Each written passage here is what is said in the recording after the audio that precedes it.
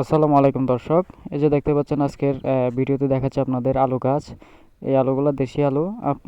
আজকের ভিডিওতে দেখতে পারবেন যে আমাদের দেশি আলুতে ফলন কেমন হয়েছে। সবচাইতে বাজে ফলন হয়েছে। আপনাদের দেখানোর জন্য আবার আমি একটা গাছ তুললাম। এই যে দেখতে পাচ্ছেন সেম আপনার আঙ্কুরের মতো সাইজ। দেশি দেশি আলুর ফলন খুবই খুবই বাজে। কৃষকের মনে হয় না যে সার ওষুধের টাকা উঠবে। তারপরে হচ্ছে যে যেই পরিমাণ বীজের দাম, আলু বীজের যেই পরিমাণ দাম দিয়ে এবার আলু বীজ কিনছে, সে তুলনায় কৃষকের পুরোটাই লস যাবে। এই যে আপনাদের দেখার জন্য আমি ওই আরও একটা আলু গাছ তুলতে যাচ্ছি। এই যে দেখতে পাচ্ছেন এখানে, এই যে আরেকটা আলু গাছ তুললাম। আলুর ফলন খুবই বাজে, একবার খুবই বাজে। মনে হয় না যে কোনোভাবে কৃষকের পুঁজি উঠবে। এই যে দেখতে পাচ্ছেন হাতে গোনা 4-5টা আলু আছে।